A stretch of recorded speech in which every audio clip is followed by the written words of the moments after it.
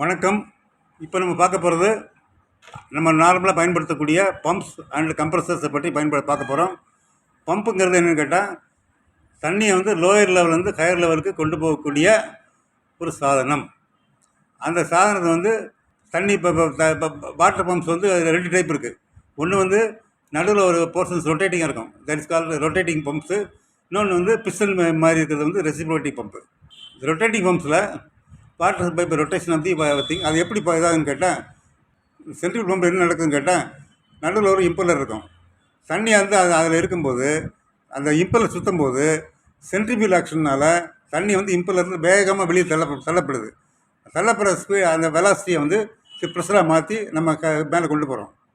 Centrifugal pump செட்டுன்னு பார்த்திங்கன்னா, அதில் ஒரு மோட்டார் இருக்கும், ஒரு பம்ப் இருக்கும், ரெண்டையும் ஜாயின் பண்ணிக்கிட்டு ஒரு கப்ளிங்கு, அப்போ எல்லாம் 3ஐயும் சேர்த்து ஒரு பேஸ் ஃப்ரேமில் 3 பண்ணியிருப்பாங்க.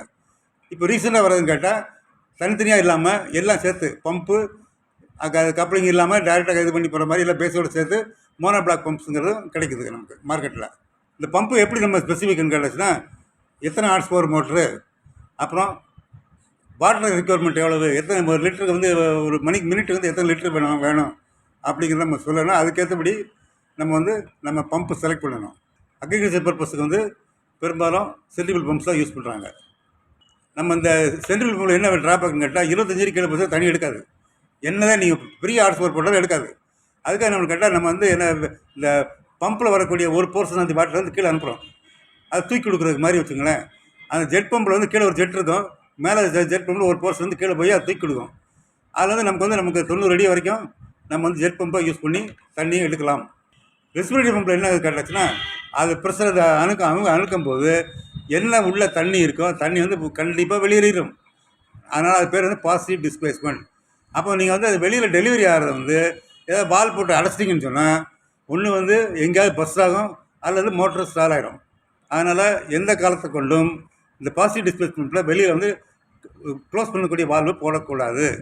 இந்த இது வந்து உங்களுக்கு நார்மலாக ப்ரெஷரோடு சேர்த்து பண்ணும்போது நம்ம பைப்பில் இதில் அந்த மாதிரி தான் யூஸ் பண்ணுறாங்க. அது பாய்லருக்கு வந்து இப்போ தண்ணி ஃபீட் பண்ணுறாங்க, அதை யூஸ் பண்ணுறாங்க. வீட்டில் வரக்கூடிய ஹேண்ட் பம்ப் பார்த்திங்கன்னு சொன்னால், ஹேண்ட் பம்ப்லேருந்து ஒரு பிஸ்டன் இருக்கும், அதை சுற்றி வாசர் இருக்கும், ஒரு சிலிண்டர் மேலே கைப்பிடி போகிற மாதிரி இருக்கும். நீங்கள் அந்த பிஸ்டன் மேலே தூக்கும்போது கீழே இருந்து தண்ணி மேலே வரும், செக்ஷனில் மேலே வரும். அது ஒரு வால்வு இருக்கும், அந்த வால்வு ஓப்பன் ஆகி மேலே வரும். நீங்கள் திருப்பி வந்து கீழே இறக்கும்போது அந்த கீழே உள்ள வால்வு க்ளோஸ் ஆகிரும், பிஸ்டனில் வால்வு வந்து ஓப்பன் ஆகி தண்ணி வந்து பிஸ்டனுக்கு மேலே வந்துடும். திருப்பி மறுபடியும் கீழே அமுக்கும்போது பிஸ்டனுக்கு மேலே உள்ள தண்ணி வந்து அந்த பிஸ்டனுடைய வால்வு வந்து க்ளோஸ் ஆகி தண்ணி வந்து வெளியில் வரும். சைமல்டேனியஸாக இது வெளியில் வரும், இங்கே உள்ளது சக்ஷன் ஆகும். அதான் வந்து working principle of hand pump. இந்த ஹேண்ட் பம்பில் வந்து வரும்போது நார்மலாக வந்து உங்களுக்கு அந்த வாசர் தான் அடிக்கடி போகும். கீழே வந்து ஒரு ஃபுட் வால் இருக்கும். அந்த வால் வந்து அதுக்கு இதாச்சுன்னா இப்போ எதுக்குன்னு கேட்டால் தண்ணி வந்து கீழே இறங்கி போச்சுன்னா கீழே போகாமல் இருக்கிறதுக்காக வச்சுருக்கோம். நம்ம இதில் வந்து நம்ம அந்த கீழே நம்ம அந்த பம்பில் வந்து எந்த பம்ப்லையும் சரி கீழே வந்து ஏர் பம்பிள்ஸ் இருந்ததுன்னு சொன்னால் அந்த நம்ம வந்து பம்பு வேலை செய்யாது. அப்போ என்னென்னு கேட்டால், அந்த சக்ஷன் சைடு வந்து நம்ம தண்ணி வந்து ஃபில்லப் பண்ணுறோம், அதாவது பேர் ப்ரைமிங் பண்ணிவிட்டு மேலே வரைக்கும் தண்ணி வர மாதிரி பண்ணிட்டு அதுக்கப்புறம் வந்து பம்பு வேலை செஞ்சால் அப்போ தான் பம்பு வேலை செய்யும். அந்த ஆக்ஷன் பேர் ப்ரைமிங் பேர். சரி, எந்த பம்பாக இருந்தாலும் சரி அது வந்து அந்த ப்ரைமிங் வந்து தேவைப்படும்.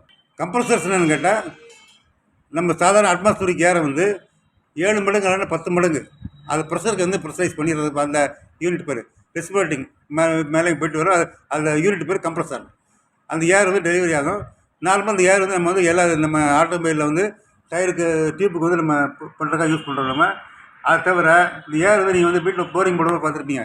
அந்த வண்டியில் வந்து ஒரு பெரிய கம்ப்ரஸர் இருக்கும், அந்த ஏர் வச்சு தான் அவங்களுக்கு வந்து ஓட்ட போடுவாங்க, இது சிசில் இது உடைப்பாங்க, எல்லா வேலையும் நடக்கும். ஸோ இந்த நியூமெட்டிக் டூல்ஸ் இது யூஸ் பண்ணி நம்ம பாறையை உடைக்கிறதுக்கோ இது கிரைண்ட் பண்ணுறதுக்கோ பல்வேறு நிறைய பயன்படாது. வணக்கம்.